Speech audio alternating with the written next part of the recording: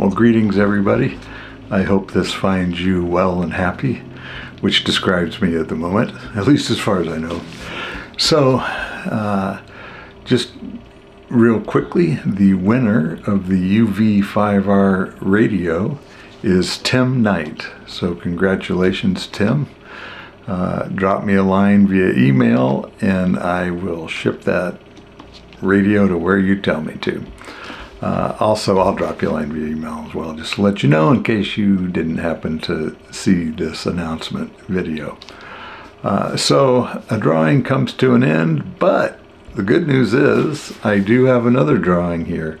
And this is for the book that Steve Wilson was kind enough to send me.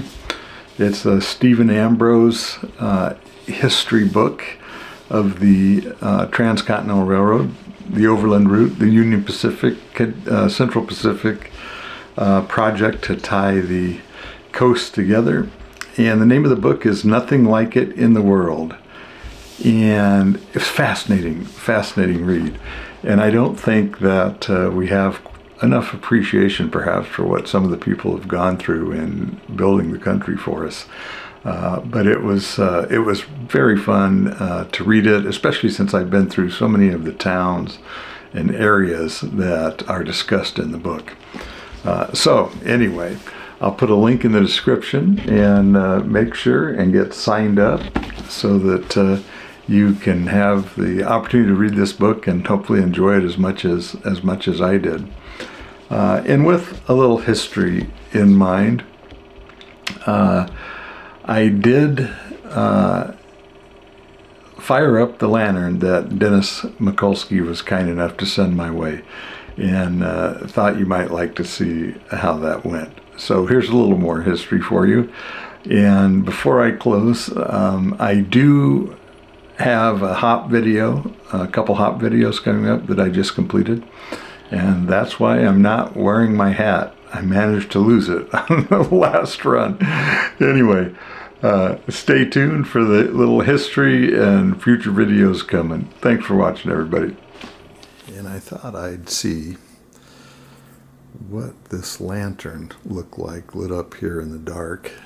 I got some lamp oil and wick added to it. And so let's fire this thing up and see what it looks like here.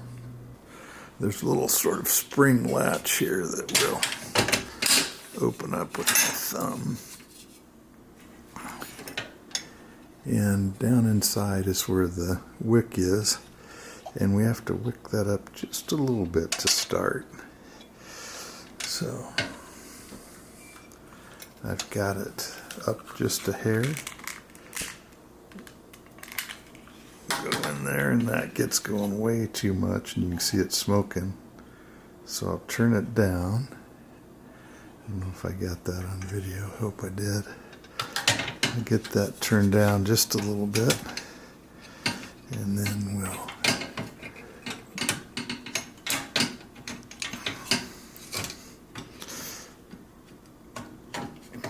push that little spring in there. So I've got it turned down pretty far, so it's not real bright, because it'll smoke if I really crank it up too much, and I don't want to set off a smoke detector. But anyway, it's pretty cool to see it still work.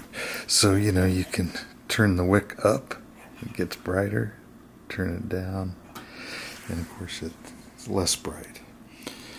So let's see what it looks like in the complete dark here.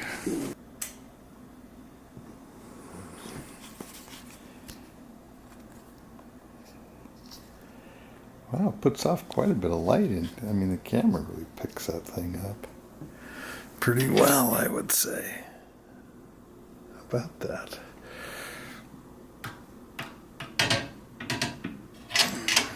Makes me wonder if I could read by that. I think if I had it next to me, we'll see. I'll open this book and we'll see.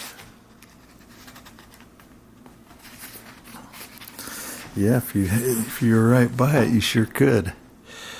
You could definitely read by that, especially if you cranked it up just a little bit, because that'll really I'll give it just a little bit more brightness.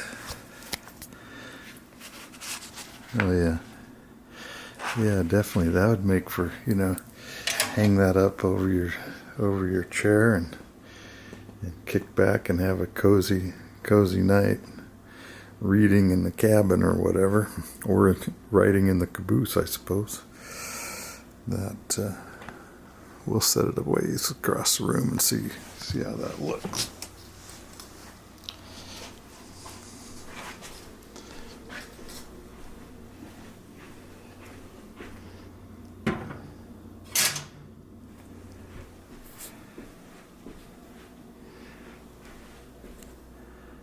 There it is on the table.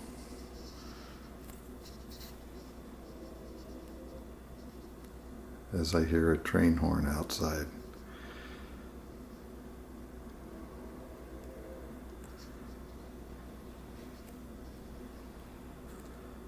Very cool. To think that is basically bound to be right at 100 years old. And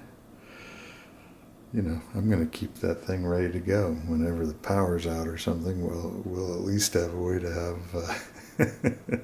have light. I have a feeling that if you kept that flame down low, it would burn for a very long time, probably days.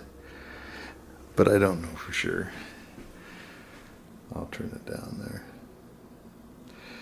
Anyway, pretty cool. Dennis, thank you for sending that my way.